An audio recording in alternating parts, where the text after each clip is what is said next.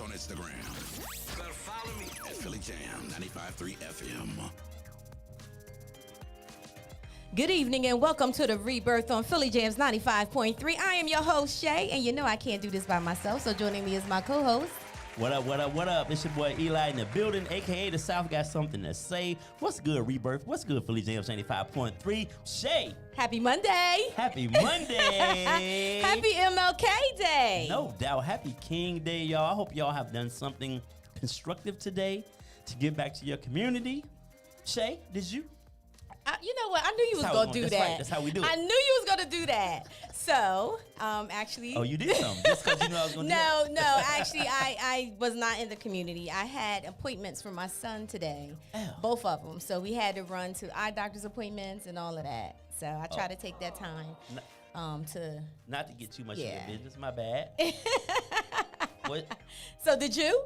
Yes, I did, actually. What did you do? Wait a minute. What is this? What is all this mess you got on tonight? Let's be clear.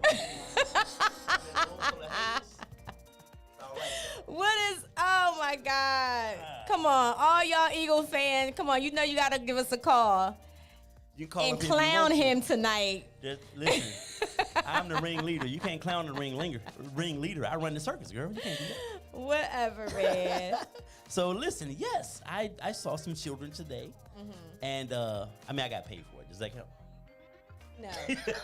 This is supposed to be a day of service. Yes. Okay. Well, I didn't give back today then, if that's the case. I gave back, but I got paid for it. Well, we giving back right now. So here it is. Welcome to the Rebirth. Let go. Happy Monday. And I hope you guys Shorty. had a great day so far. There has been a lot of things going on in the community. Definitely want to give a shout out to the amazing corner, Mrs. Tanara Willis. I see she is out there doing her thing today.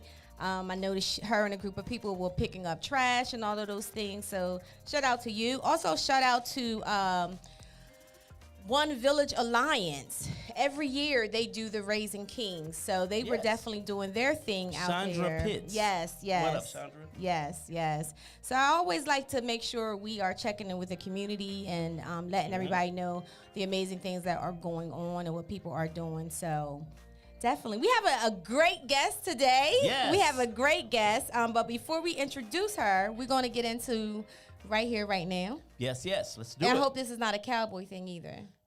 No, not at all. Okay. Check your volume.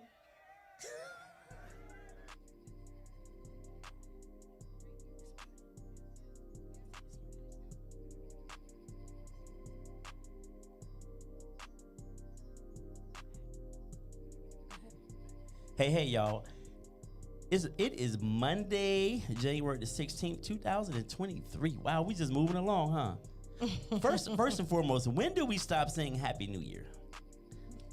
When does that end? I don't know. I didn't say it today though, right? Just say if I didn't see you didn't. Just say if I didn't see you until February the 3rd. I hadn't seen you this If year. you haven't seen him, then you can still say Happy New Year if you haven't seen the person. So what if it goes into April, May? This is the first time you saw him, right? Happy New Year. In the new year. All right. Happy New Year to everyone that's out there that I have not seen. However, so tonight, right here, right now, I wanted to get into Delaware native, our president, Mr. Joe Biden. Okay. As you know, if you've been watching the news, there have now been top secret documents found at his office at the White House. Also, these documents go back to when he was the vice president, which makes it even more weird. And documents have been found in his house, in his garage. A special counsel has now been assigned to investigate this whole situation, as is what they're already doing with Donald Trump. The media is definitely making a big deal out of this because of they're saying, especially the rights. They're saying that, it's the same thing. This should be the same consequences. However, there have been no consequences for Trump yet. Biden did voluntarily turn over these documents. But here's my question. Why y'all taking stuff that don't belong to you? Why are you taking documents from the White House or from wherever? And why are you taking them home? What is the point of that? So we don't know what the documents are? They're top secret documents that should not have left the White House. They shouldn't be at your personal residence or your personal office. Now, not as many as Trump had. There's only been a few that Biden has. But my point is, why are you taking these things home? You know what you brought in the damn White House. Take what you came with. That's like as therapists, we're not supposed to be taking home our clients' notes and all of that stuff because there's no place to Don't tell me you. No, we all. I like to think that we all do in a way because we operate on a system where we. Yeah, but putting everything notes. it should be encrypted and all of that stuff. Yeah. And your job kills me with the encrypted email. Just FYI, that shit get on my Well, nerves. at least you know that we are Jeez, safe. Louise, have a password to check the damn email. Damn. Yup. It's too much. It's too much. I don't even read y'all emails sometimes. It's like, hating. we called you. You know, we sent you an email 3 weeks ago. I was like, hey, I don't know the password to my email for y'all email. But go ahead. Yes, no, I'm just saying, like, why are we taking top secret documents, to our personal residences and offices? What is that about? I don't know. What are you going to do with those?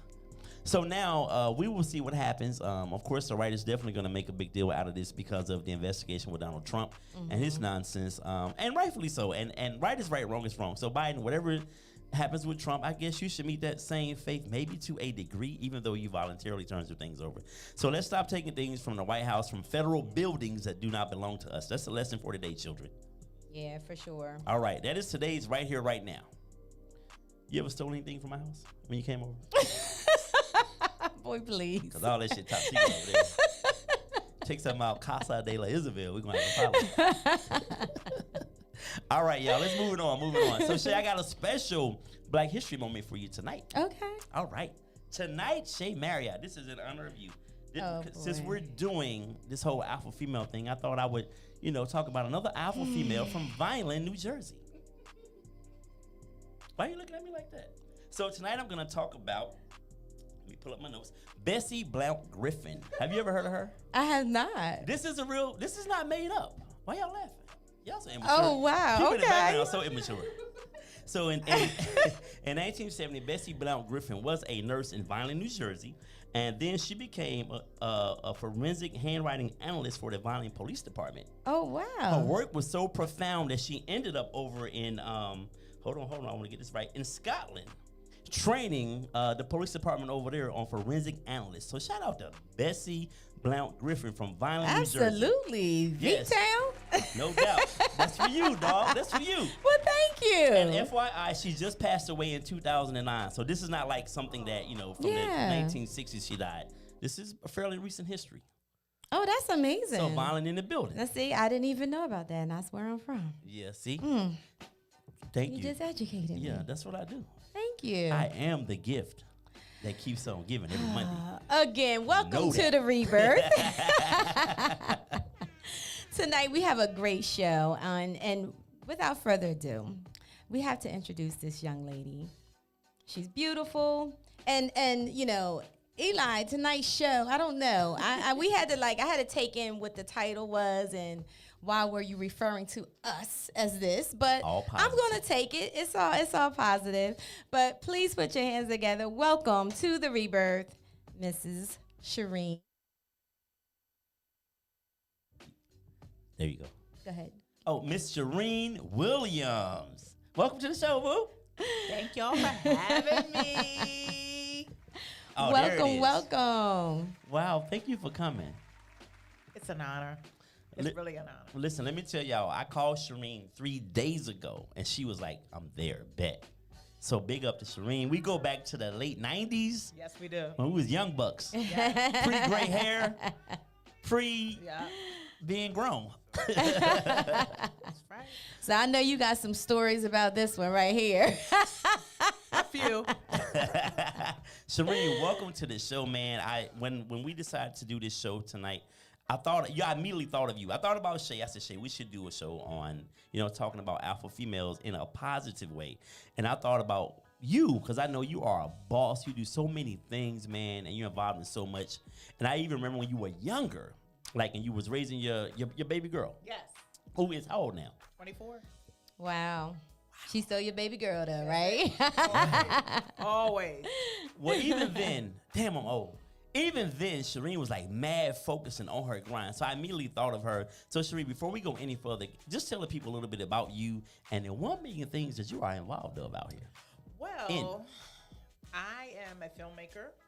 I do documentaries. I travel a lot with the documentaries, and I work a lot in the community, doing a lot of reaching out to people, pulling projects together. Okay. Project management. That's what Gotcha. it's project It's management. nice. All right. So, dang, I had a little wolf reserve before I got here. I'm trying to get my thoughts together. It's okay. So, and in a former life, Shereen was a counselor working with children. Absolutely. Which is how I know her. That's way back, but yes, That's what it's correct. I want to Correct. encompass everything that is Shereen Williams Yeah. and also my co-host. This show is about both of them and definitely about giving them their flowers and taking the negative connotations off of the word or the phrase alpha female. So Shay Marriott, people Yes. tune in every week. They know what you do. But tell us what does that phrase what does that phrase mean to you when you first hear it? Well, is it negative? Well, let me introduce the topic of the Okay, show. let's talk So the topic of the show tonight is is it hard for alpha females to find love? Now, when Eli had brought this to my attention, he was like, you're an alpha female. And I'm like, huh? Right? I'm like, what? He said, you're alpha female. And I had to like sit back and I'm like, And then he was like, no, but you know how to be pink and soft, right? So I did say that. because if you look at social media, alpha female, I mean, they're being dragged in a negative way, you Right, know? right. So I actually asked my fiance, I said, babe, do you think I'm an alpha female? And he's an alpha male. So he looked at me, he said, yeah, absolutely. And I was like, really? And I said, well, and then I said, well, why? And then he told me his reasons why. And I said, okay. And I said, so being an alpha male, is that hard being with an alpha female? And he said, no, because I know yeah. So I was like, okay. So tonight we're going to talk about, is it hard for alpha females to find love? And we're really going to get down to what alpha females mean, because I actually did some research before I came here, because I didn't know what this Dallas Cowboy fan here had going on for me tonight. So, but I wanted to make sure we was prepared, Shereen. I was making sure we was good. So we're going to get into it. Eli, why did you call us here tonight? Well, so for me, when I think of an alpha female, I think about a woman who's ambitious. She has goals that she goes for. She's a leader. I mean, she and a lot of times I think the issue with the phrase is that when people think of an alpha female, they think of a single woman that's done everything on her own and doesn't have space, room, or time for a man. And it leads men to think, well, where would I fit in with this particular woman? She has everything. She has amassed everything she needs without me. So what is my role? And so I wanted to get into how you navigate that perception of like you're an alpha female, you have your thing going on, but yes, hey, I'm still a woman. I still desire companionship, and don't be intimidated. I think it's a lot of men out here intimidated by women who have their own thing going on and who are successful. So I wanted to talk about that and how you ladies kind of navigate that world, or have navigated, because you both were, in your relationships. So how did you navigate that and get to where you are? Okay. All right. So you told me to start with what I do. So everybody know that I'm a mental health therapist. But outside of being a mental health therapist, I have the company Rebirth. And with that, it took a lot of hard work, and it also took a vision, but it also took me going through a life crisis myself to be able to understand what my purpose is, where God was trying to take me. And one of the things that I had to realize is sometimes God removes things that we be trying to pray and hold on to. You ever be praying for something to work and something to stay and it's not supposed to? Well, that's because there's a bigger plan and there's a different purpose that he has for you. So once I was able to allow that to just play out, everything just became very clear. So it was very easy to move into what it is that I'm doing now, because I realized that it was something that I was passionate about, So outside of the podcast, Rebirth works with people with helping them rebuild their lives after a life crisis. I love working with people. I'm a change agent. I want to make sure that I don't care if it's just one person that I touch somebody, you know, and the ideal is for that person to pass it along to another person, and that person pass it along, because everybody deserves to start over, no matter what it is that you're going through. Sometimes people feel hopeless, like they want to give up, rather it's after a divorce, rather it's finding out they have a chronic illness, no matter what it is. I want you to know that you can, you know, start over. So whatever it is that I need to do to bring that message in the community, then that's what I do. The other part is the podcast, and then the Rebirth Live events that we have done that has been very successful. Last year we did 2, and we have another one coming up March 25th. Yes. And that's bringing the conversation, the dialogue, open a dialogue for mainly Black men and women to have difficult conversations in a safe setting. Right. In a safe space. And it's needed. And it's needed. Yeah. And every time we do it, we sell out, and we have an amazing time. We have a great time, right? Amen. That was me knocking on wood, Lords. Yeah. Don't think we take that for granted. We good. Yeah. Yes. Absolutely. But again, he's over that. Anything that we do, we're praying about it, you know, before we even start. So he's in it. And I think that's the biggest thing. As long as God is the foundation of it, it has to be good. It has to win. Right. Absolutely. You know?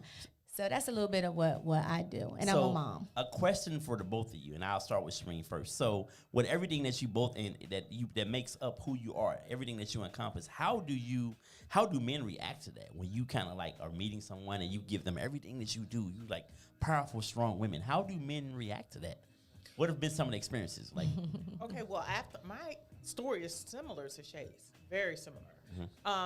After my divorce, it was hard for me to get out into the dating world. So I was told to go on and dating apps and this, that, and the other. And I'm not gonna lie, it was very, very hard for me, you know. And I had to sometimes not really say what I do, and kind of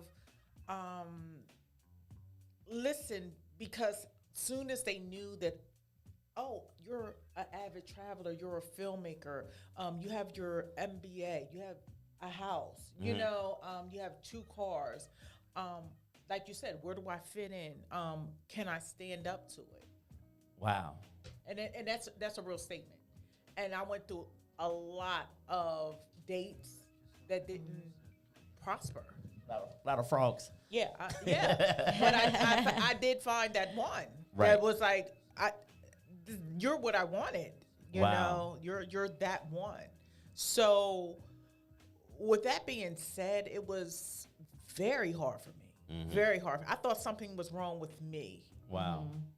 Am I coming on too strong? And I was told, calm it down. You know, you're doing too much. You know, stop telling everybody your business on the first date. Maybe you scaring them off. So, or you know, but when they tell you when men ask you like, tell me about yourself. Right. I don't know what to say because I don't want to scare them off. I wanted to see if we could get to round 2 before. So you gotta kind of dumb you and your accomplishments down a little bit. Exactly. Or I got one time it was a guy. He actually told me I'm very self-centered. As I was talking about me doing. After he asked you about you. Yes. Wow. Very self-centered. Wow. And everything's about me. So I knew this wasn't going to work. Yeah. And kept it moving. You know, and like, I had to get tough skin and like, oh, it ain't working. It's like, I thought I was just going to be an avid dater, you know, have a long-term boyfriend, because people couldn't take me, like my accomplishments and, you know, how I'm able to adapt in situations. Yeah. You know, some women, just say if you have an argument and I'm leaving, okay. You know? Yeah. I don't need you to help me with this light bill. Okay. Yeah. See you. That's the type of woman I am. And I'm not the one, please stay. And Right. That's not Yeah. me. It's okay. Yeah. You know. I'm not like that either. So what about you, Shay? I'm not like that either. No, I heard that. Just want to be clear. No, Real clear. How did you navigate the whole day before you got to your point right now where you are? How did you navigate the whole scene with everything you are? Like when you tell a man, this is, they say, well, what do you do for a living? And you start giving them the resi. So, so being a therapist, to be honest with you, before they even known anything else about me, was very intimidating to men. It just was, because immediately they felt like, okay, you're going to therapize me, whatever that is, but you're going to, that's some black people say. you're going to therapize me, you know, or you are, you're analyzing me, you know, and so that was a little challenging, although it was always done out of joking, but there's a truth sometimes to a joke, right? So that's the beginning. All right. So just the confidence of just walking in who I am and my own skin. And, you know, I guess that's intimidating. I had a guy say to me before he walked over, I guess he mustered up enough courage to walk over. And when he walked over, I greeted him with a big smile, because I'm a friendly person. Rather I'm interested in you or not, right. I'm not going to be, I'm not disrespectful and I'm not a rude woman. Mm-hmm. So I will say that. Rather you, like if a brother, men always speak, hi, how you doing, sister, or sister, you beautiful. I'll say thank you very much. There's no need for me to be rude. He could just be giving me a compliment. That's it. Right. And that's it. Doesn't mean that he's trying to talk to me. Right. You know? Some women do think that all the time. Yeah. Exactly. Yeah. So so I'm very approachable, but for whatever reason, this particular gentleman, whatever he was feeling, he was afraid to come over. But when he did, I greeted him with a smile. He was like, oh, you mad cool, right? He was like, I wasn't expecting that. I was like, yeah. I'm about to get that number. You know, but it was based off of, I guess, how I carried myself. He thought I was going to be bougie and stuck up. Right.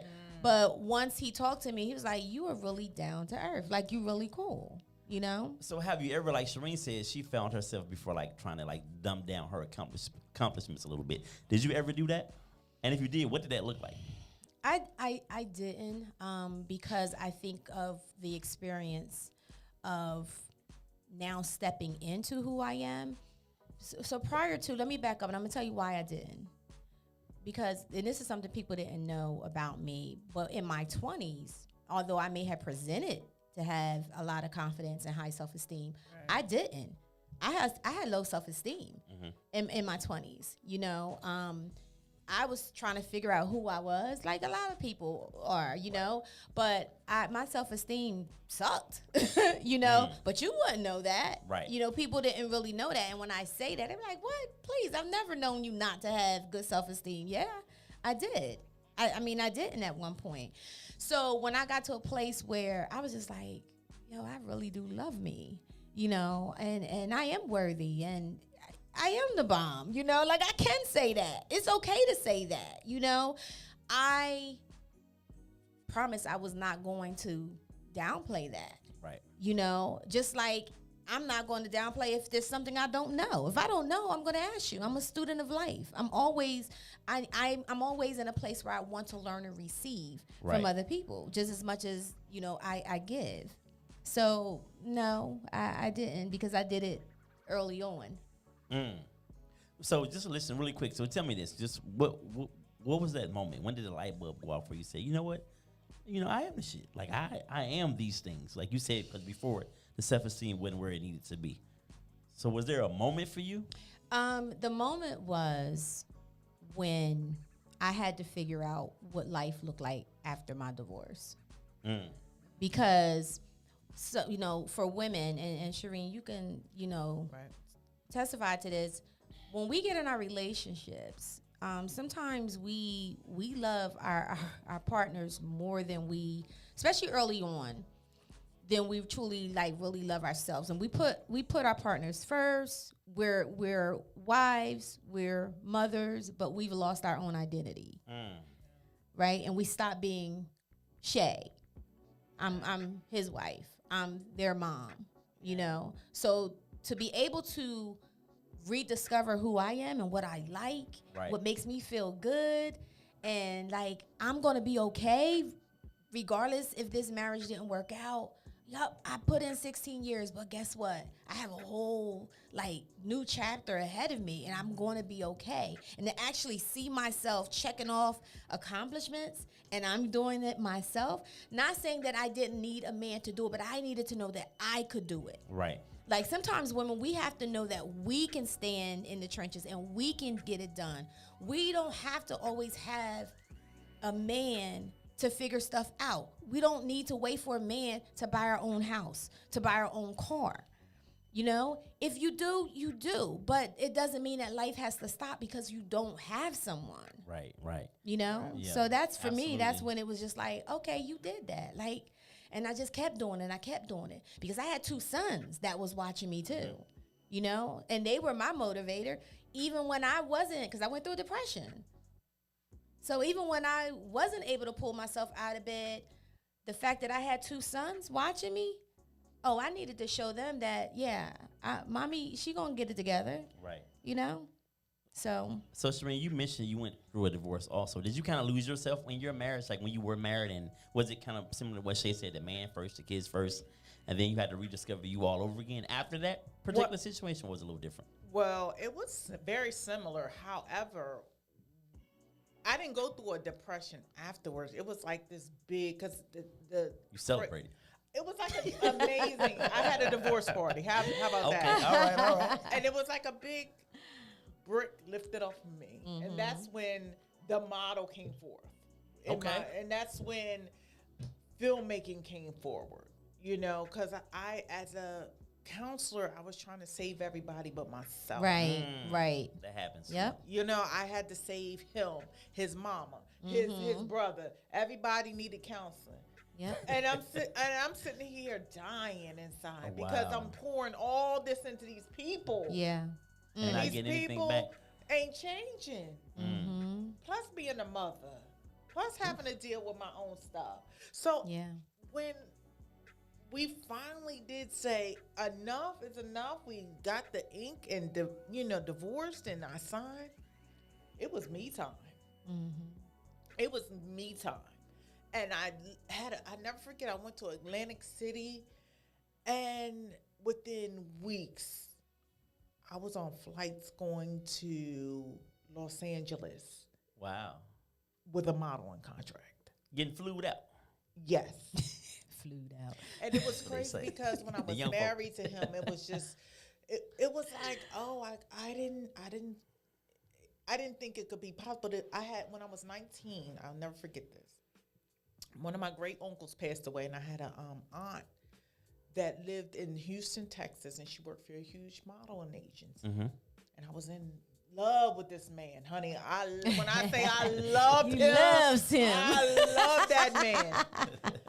And she said, I want you to be when plus size mind first came out, and you ever went to a show and it was one plus size model that used Right. to come to and she was always the standout person. Right. She said, I want you to come out and do some photo shoots, but you're going to have to put a bathing suit on. The guy that I married, he was like, it wouldn't work. I Wow. don't think, and she was, I was one of them girls that didn't have no stretch marks, just a beautiful, shapely, big girl. And when I totally believe what's meant for you is for you. So I divorced him 10 years after that. Wow. Okay? I just had another baby. I was eating a burger, and I have a cousin, Willie Hall, who is a fashion designer. And she looked at me and was like, I need your help. You know, I have all these models. I need this, that, and the other. I'm there to help dress models, help them get to makeup, help them to get to one place to another. And it was one guy, his name is Thomas Lamont.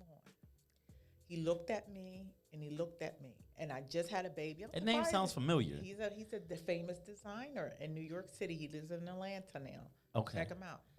I thought it was the guy that took the pictures for the Jet magazine. Center, the No. Jet model of the week. No. The guy's name was Thomas Lasson. Shut up, Gene. Go ahead. I'm sorry. He kept looking at me, and I'm thinking like, why is I'm eating a burger, a Whopper, when I'm devouring it, and I just had a baby, so I was hungry. I don't know what I was breastfeeding. I was just hungry, and he kept looking at me, and I had a messy bun in my hair, and he kept on going to the door. I thought he was crazy. He kept going to the door looking for someone.